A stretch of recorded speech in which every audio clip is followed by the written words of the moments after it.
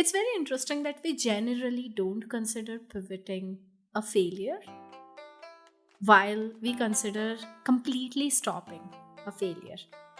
Except if you actually think about it, pivoting is completely stopping at one point and starting something else. So then, is the failure to not start a new thing?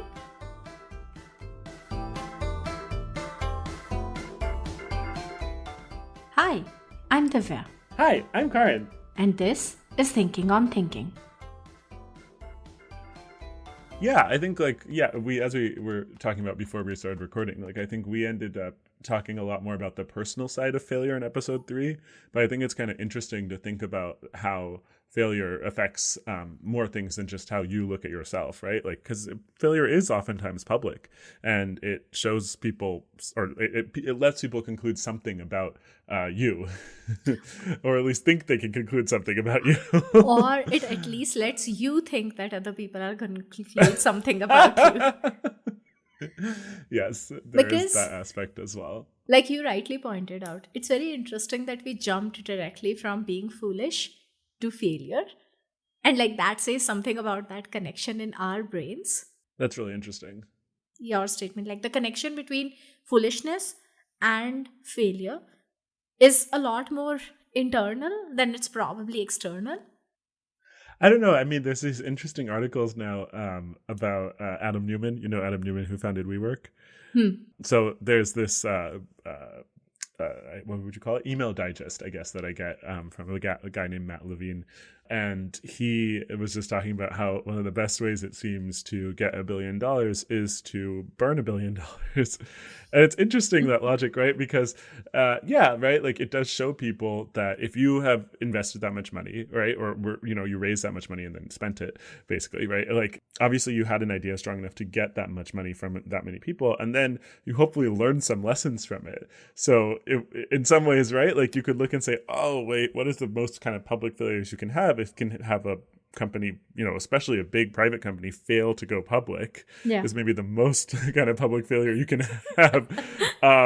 And then to kind of look at that and be able to see, I don't know, I just kind of assumed you saw the news, but Adam Neumann has a new company, Yeah. and it's in residential real estate.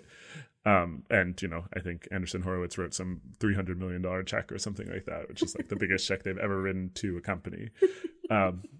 Interesting, right? And so I don't think, and I've heard his interviews, like I don't think Adam Neumann looks at it as a failure. He looks at it as circumstances, and right, like that there was a bunch of things that kind of conspired so that his vision wasn't able to reach the realization it should have reached. But that doesn't mean he personally failed. Is basically how I hear it whenever I hear his interviews. That's also interesting because so I have been reading Thinking Fast and Slow. Just now, I have finished the chapter on optimism bias and how that is like primarily found in entrepreneurs and founders and business people and scientists and people who basically would deal with a lot of failure, who would deal with a lot of odds against them. And he talks about how most founders use this optimism bias. Most business people who do these kind of small businesses, they use that bias in a way where they're able to own all of their successes and almost none of their failures. That's really funny. And like the way you were talking about this guy is just like reminding me of that.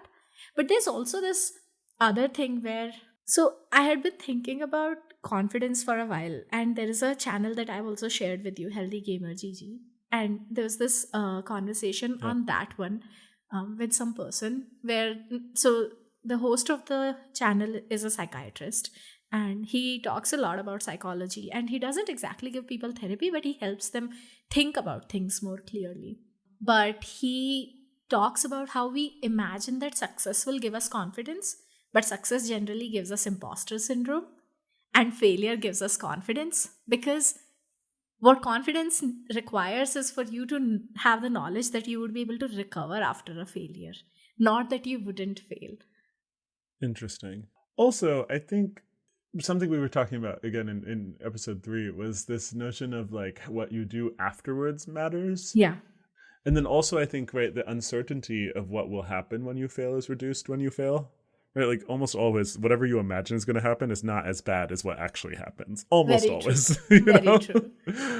right? So now you have a reduction of the anxiety, which is the fear you have of like kind of doing it again, and then also for example, I've been working out, and I've been lifting weights this summer, and it's been the first time I've ever really kind of done something like this, and I think like even though it's been like a little tough on some of my joints and whatnot, right? Like the fact that I have gone back to it and like I am fine, it's just like, it makes me feel so much more confident about like using my body in different ways, right? Like Mm. even now as I'm like trying to figure out like what will I like do from here as I'm going to be coming to India and then looking for like, maybe figuring out like, do I want to keep lifting or like, will I do something else? I just, because you've gone back to it and you also know what the potential negative outcomes are, right? Like, Mm. so then anxiety part is reduced, and then also you're more confident because you did it. You've done it over and over again. I don't know if Yeah. that. No, no, no. That makes perfect sense because it's a little bit connected to what you were saying earlier before we started recording. That once you have done something once, it's easier to do it the second time because a lot of your unknown unknowns have translated into known unknowns. You know where you're gonna hit a snag. You don't know which kind of snag you're gonna hit, but you know where you're gonna hit it. Yeah, It's a little bit like similar to revisiting a topic of conversation also. This podcast is not scripted. We don't know what we're going to talk about. We just have a general idea of, okay, we can talk about this or talk about that. But the fact that we have talked about success and failure before makes this conversation that we are having right now a lot more comfortable. At least for me, it makes it a lot more comfortable, even though we don't know where it needs to go. yeah. I mean, to me, and this is even what I was thinking about before you started that sentence a little bit. And again, I think you talked about this in episode 3, but there's this notion of like local minima. I'm sorry, local maxima and global maxima, and similar with minima. But I guess it's like it's the confidence of knowing that you are we're not in one, I guess. Like for example, we've tried to record, like I think last week we recorded on a subject that we just realized after we recorded it wasn't really that interesting, right? Yeah. We'd kind of explored it a little bit, but it was a local maxima. It was just like, I think even you and I were bored after talking about it for 10 minutes. We were. Whereas this notion, right? Like our first episode was kind of about the notions of success. Our third episode was kind of about these notions of failure, what makes you a fool, what makes you a failure, right? And even there, like I just did something interesting, which is like, right, to use a failure as a verb, and then also it can be a noun, right? Like you can say someone is a failure, right? Yeah. Anyway, oh no, I just totally lost my train of thought. You were talking about, you said that even before I started the sentence, you were already thinking about the fact that we have been revisiting this topic in different ways across our conversations. Correct. Yeah. So I think that I'm just more confident this one it is just something that we can explore a lot. And I think it's just interesting that we found it relatively quickly, this topic that we find very interesting. I think is very interesting. Yeah. I mean, as people who have generally had relatively successful parents and have had childhood where we were told that you ought to be successful and do well in your life. I think that like the concepts of success and failure would probably be like very high up on both of our heads. Yeah, for sure. And I also think it's like culturally, right? Like, and I guess this is kind of what you're saying, but I would just say even outside of like the family unit, I think that there's like I think both in American culture and in Indian culture, there's a big emphasis on like achievement, right? And Hmm. achievement is about being successful. And I think I don't know. I think American culture maybe is a little bit more showy in that way, right? Like I recently learned from my trainer, I had no idea about this, but there's something called Little League, which is a type of Okay. baseball, and it's played by it's like starting. I believe he was telling me from 8 years old up to 12 years old. And at 12 years old, you're done. There's no more Little League for you, right? But it's such a big thing that the entire world plays. Like the Little League World Series is going on right now. All the countries are playing each other. The U.S. has so many teams; it takes months for them to all right. And these kids are 12 years old, right? And like Wow. my trainer, he played in Little League. Like it's a really big thing. It's a huge achievement that you can have at a really, really young age that really doesn't translate to very much for the rest of your life in some ways, right? Like, because you can't, very few of these kids are going to go on to play professional baseball. And if you don't go on to play professional baseball, it's, I guess you learn a lot about like mental fortitude and like, how like athletes, you're right. You learn a lot as being a, whatever, I was almost going to say professional athlete, but student athlete, let me say. But it's just interesting because I think America is full of these kind of things, right? There's all these kind of like high stakes things that you can be part of even from a very young age. And if you're big, you get, I guess, like the reward is fame. I think in India there's actually some similarities where the reward is fame. I don't know if you would agree. I wonder like what culture other than like general Western Europe is not achievement focused. Because when I think about like Chinese culture or Korean culture or Japanese culture or Nigerian culture, like they're all pretty intense when it comes to but achievement. Individual achievement? Like China was the example that came to my mind because there is this podcast that I listened to called the Woman Podcast, and there they were interviewing somebody who had worked in China in the education sector for quite a while. Yeah. And she was talking about how standardized testing is just not working, but the population of China is so high that there is no other way. She was giving the example of what is the point of pushing kids into after school classes when some of the kids go to upwards of 10 classes after school. And wow, that is insane. Yeah, that is really insane. And it's not like Chinese kids are not forced is maybe a strong word, but it's not like they're not pushed into doing extracurricular work, right? Yeah. And so I'm just thinking that like what other than Western Europe is a space where people are not that achievement oriented, although I do agree that in both America and in India it's pretty prominent. So I think this is interesting, but I feel like the topic we were talking about is more interesting. So I feel like I'd bring it back a little bit. So I wonder a little bit how, if we think about achievement from a, or maybe I'll phrase that as a question.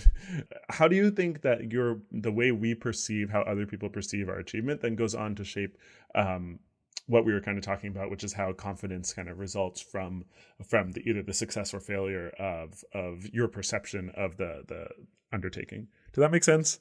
Sorry, I know that was kind of a convoluted question. No, I mean, I have a lot of things come to my mind when I was hearing that question. Okay, so context for people who don't know this. I appeared in JE, which is like for engineering colleges, one of the highest exams. It's the entrance exam that you need to clear to get to the best colleges in India. And I cleared it. I got like a 4-digit rank, which is basically top 1% of people who apply, or 0.1% of people who apply, something like that. I think it's 0.1. 5 lakh or 7 lakh people applied that year, and my rank was 3,000 something. It's crazy just if you think about the odds. Like, it's an insanely high number.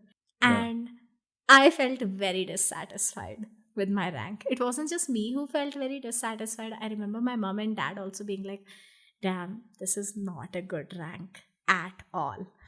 And as we got there, because everybody there had been through IIT, the fact that you cleared the entrance exam was no longer a big deal. And now your standard for success for yourself just like altered instantly within 24 hours. You were looking at yourself as, oh, am I at the bottom of the totem pole? Am I at the top of the totem pole? Hierarchies were getting constructed based on, oh, are you in a 4-year course? Are you in a 5-year course? What department do you have? Right? Like, that's so interesting. So you feel like there was a moment you felt successful? I didn't feel successful at any point, but I just felt more like a failure. What about the moment you got your exam results? There you must have felt successful, right? I was I remember the expression on my face and my dad's face and my mom's face was as if someone had died in our house. It totally was not. Like so many people, I mean, obviously, right? Hundreds of thousands of people do not pass the exam at all, right? They don't. Yeah. Yeah. Okay, just making sure we're on the same page here. Yeah, like around 5,000 kids pass the exam. Oh my God. At least at that time, around 5,000 or 6,000 kids passed the exam out of 5 lakh. That's like 500,000. That's insane. But Wow. but like it still didn't feel like that. And I'm not an outlier. I am the average experience of anyone who got a 4-digit rank. Wow. I guess because you had to work so hard to be able to get a 4-digit rank, right? That like Yeah. your expectations of yourself are like, oh, I should be over here. Yeah. But that's interesting. Do you feel like, so you also had a perception that people around you would not be impressed, but then it was kind of validated because it sounds like, at least the way you're talking about it, that like, I is mean, that fair? I don't want it to put was words in your also, mouth. I didn't know any people who had gone to IIT other than my dad before I went to IIT. Within Yeah. 10 days of being in IIT, 90% of the people I knew had cleared that exam. So the standard of success and failure, especially in a social context, of course, altered pretty instantaneously there. And like people would be like, oh, what's your rank? Of course. Oh my God, really? I mean, you didn't need to tell your rank or you didn't need to ask someone. If you asked someone, what's your department? So, Oh. so you would know just based on that. You know, like most things in India, there is a proxy for everything. But people will judge Yeah. your social status pretty quickly. Like they really feel the need to. Interesting. Oh yeah, this has been explained to me. Yeah, like no one wanted to go to biology, right? So everyone would go to like Yeah. computer science and electrical engineering. Yeah. Yeah. Interesting. It's not that nobody wanted to do biology, because most kids don't have access to knowing what they like or what they don't like. They just take the thing that makes most money. I see. And understood, computer science, electrical engineering, those make the most money. Yeah. Interesting. What about you? Huh. How do you relate to like failure from like a other people perspective, I guess? Well, we were talking about it from the success point of view, but you quickly brought it back to failure. Okay, success from other people point of view. No, I mean, now you framed it as failure. Well, here, I'll give you two different ones because I think they're both really interesting. So I dropped out of culinary school, which I don't really make a secret about, right? Like as soon as I kind of talk about culinary school, I'll usually mention it. No one really remembers that. It never is like as much of a thing as much as the amazement that I went to culinary school, right? And what that Yeah. experience was. And like, I don't know. I mean, it's interesting, right? I don't know if it's partially because of the way I feel about it or because of the way people respond to it, right? And I'm not sure. I feel like both of those two have influenced each other, and I'm not sure which one sent me on the good path. But like I feel like I learned a lot in it, right? I thought it was really interesting. I would think both how we learned, the content I learned, and then that style of learning, right? So, and what I mean by that is like there was a certain instructional style which was very just rote driven, right? Like you do as I did. Exactly. And I had never experienced that, right? Western schooling, especially the kind of schools I went to in Seattle, are not like that. They're much more about like, here's a problem, engage your mind and you will like deeply go into the problem, right? And culinary school is not like that. It's like, do as you will, or I will like make you humiliated or scared, right? Like it's a very fear driven way of teaching. And then I found the content very interesting, right? I find French culinary, find all these complete cuisines very interesting, where you can kind of just understand how they would use the whole animal, how they would use like the whole ecosystem. How did the way that land is and the kind of animals and plants that would grow there come together to create a way of eating, right? I just find that kind of content very interesting. And then finally, like learning in that way, which is someone shows you something and then you do it, right? So it's a very hands-on kind of learning style. It was again also very interesting to me because like most schools you don't learn that way, right? Unless you like do like a woodworking class, which I had never done. Anyway, so that's very interesting because that's an experience where I feel like I was kind of in some ways a failure at it, right? Like I ended up dropping out of school, but I mean, I did to go run a company in India, so I think that kind of helps it not seem like a failure. I didn't drop out because I was failing or something, right? I was doing very well. And I will have you know. When I think about Vidya Next, right, which is the company I left to go run, and I did run in India, I mean, I don't know. I mean, don't really ask people as much, and people I think don't also push me as much about it. Like I think some people are curious, and then they'll ask me about how it went, and I kind of talk about how.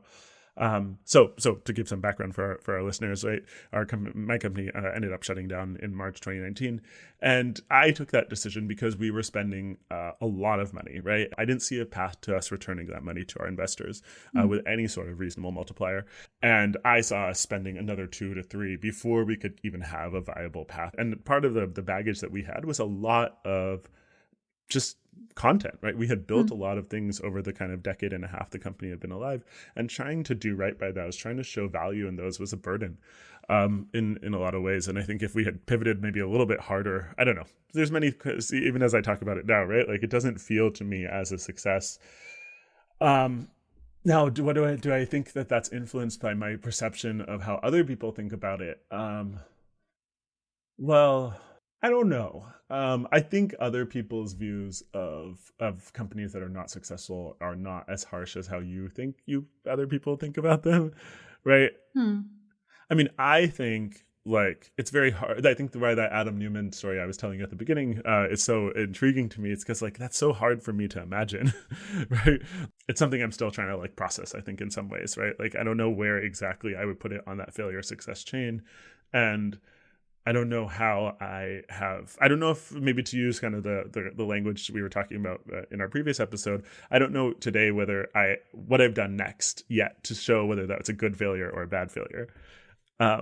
Interesting. Do you think pivoting is failure? Well, it depends on what failure means, right? So I think that in some ways, I would prefer to pivot from something when I'm ready to put that idea to rest. And I guess, now that Vidya Next is top of mind, I'll use it as an example. We, at our core, had an idea that we would use teachers to supplement content that was primarily in our tablets, right? But that the teachers would be in a role where they would be a supporting role to our content. And we would be able to make best-in-class content because the internet is what it is today. We can get to teachers who are the most excellent teachers in the world, and democratizing that kind of access to these top talent was part of our core ethos, right? Now, I felt ready to put that idea to rest, right? I don't even think it was just us, right? I think where technology is and where core curriculum is today, you can't supplement technology. You can't use technology to supplement a teacher. You can use technology to assist a teacher, but using technology to supplement a teacher and having that inverse relationship, I think that idea, the way we interact with technology today culturally, and then also the way that technology has the capabilities to adapt to our interaction, are not at a point that we can do that. Right. So I'm ready to say that I could put that idea to rest. And I think that's why the pivot that we undertook, where I spun out a small company with one kind of idea and 3 people, that was I would say that idea was a failure in its context, the previous idea, the one I just described, right? And the new idea that those people took forward was a more successful potential idea. Did that make sense? I'm sorry, I feel like I partially answered your question and then I partially went off a little. No, it makes sense because it's very interesting that we generally don't consider pivoting a failure while we consider completely stopping a failure. Except if you actually think about it, pivoting is completely stopping at one point and starting something else. So then is the failure to not start a new thing?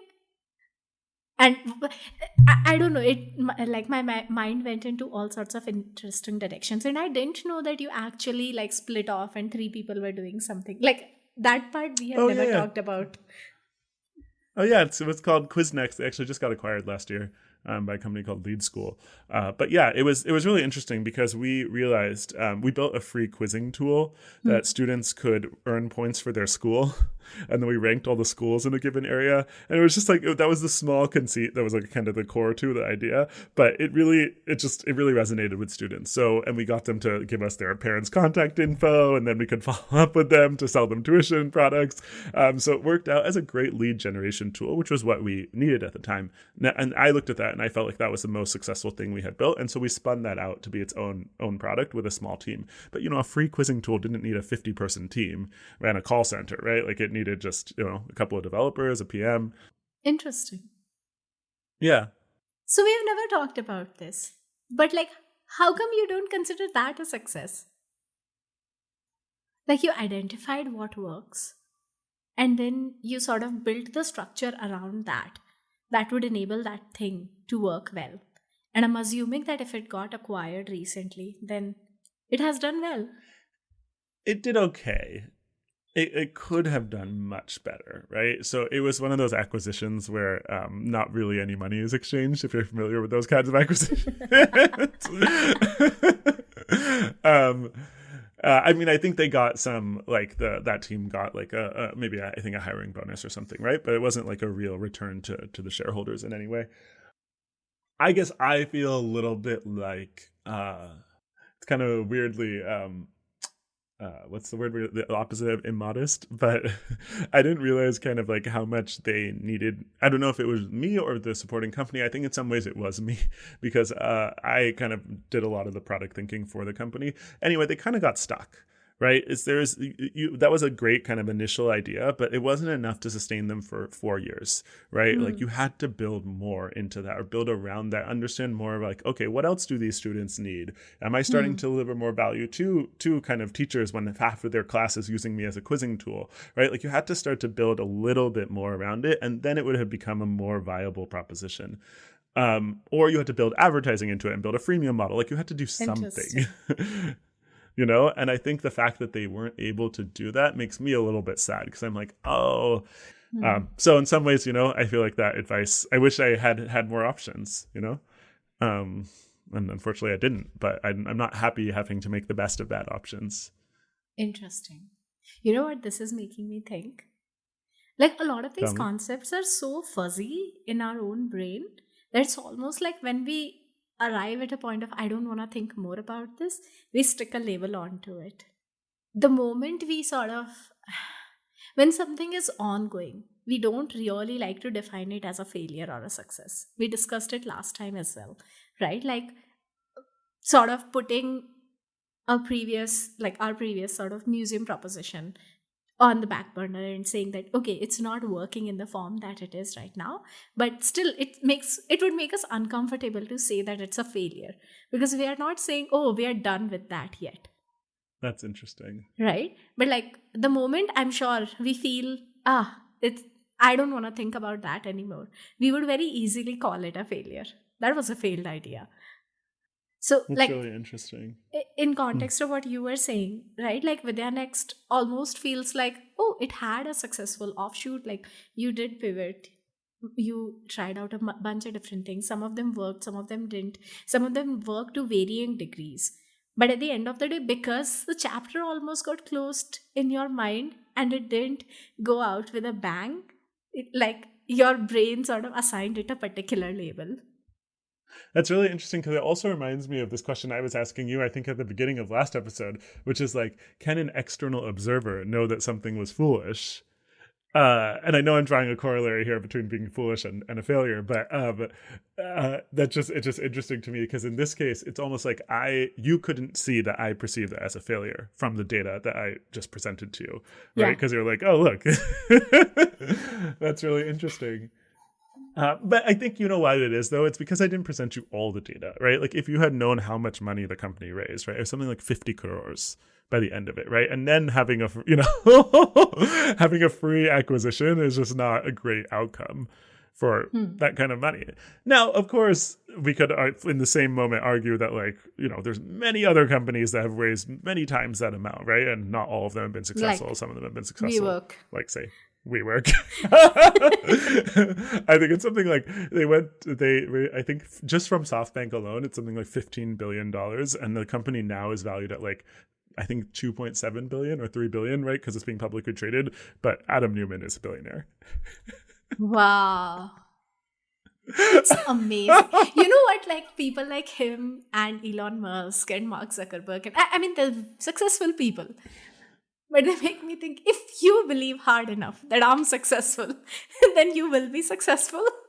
It is incredible. I mean, I do think it's a little unfair to group Adam Neumann with the other people you grouped him in right there. At least, and maybe he'll prove me to be wrong, right? And maybe he will kind of have that same sort of, like, ability to, I don't even know, Like, I think, well, I would say I think both of them are different, right? I think Elon Musk has ability to kind of like do first principles thinking seems to be very strong, right? He can just bring it to like things that people thought were not, like rocket launches. I'm not sure what kind of CEO Mark Zuckerberg is. I have not heard enough of like conversations with him, or I don't think he gives.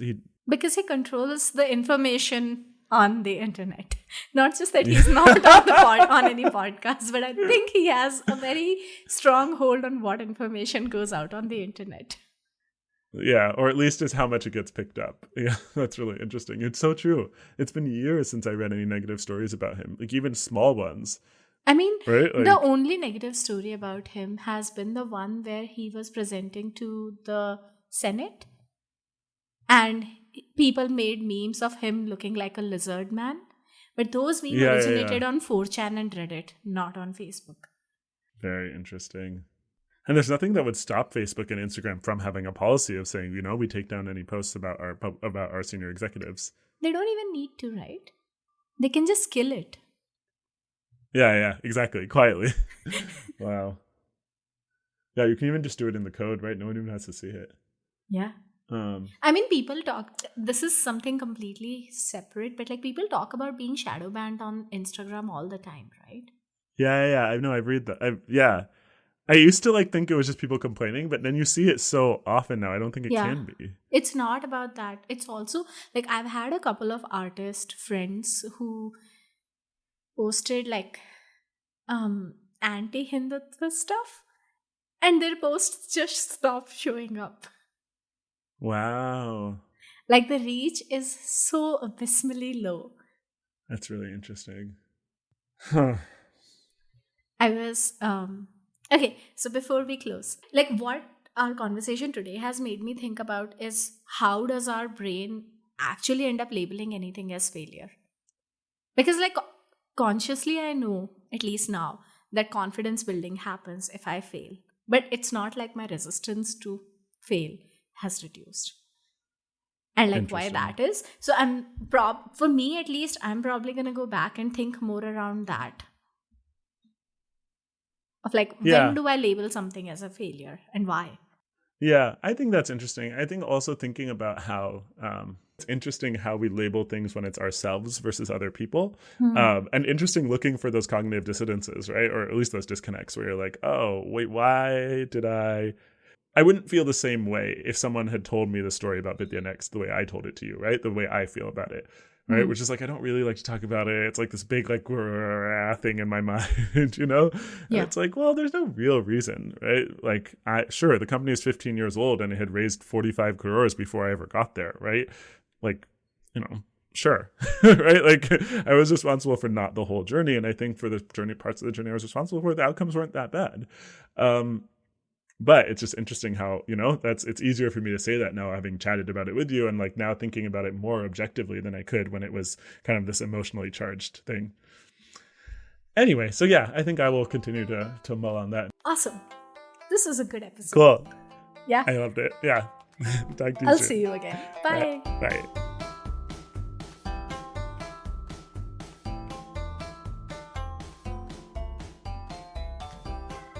Thanks for listening to this episode of Thinking on Thinking. Our theme music is by Steve Combs, and you can find a link to it in the show notes.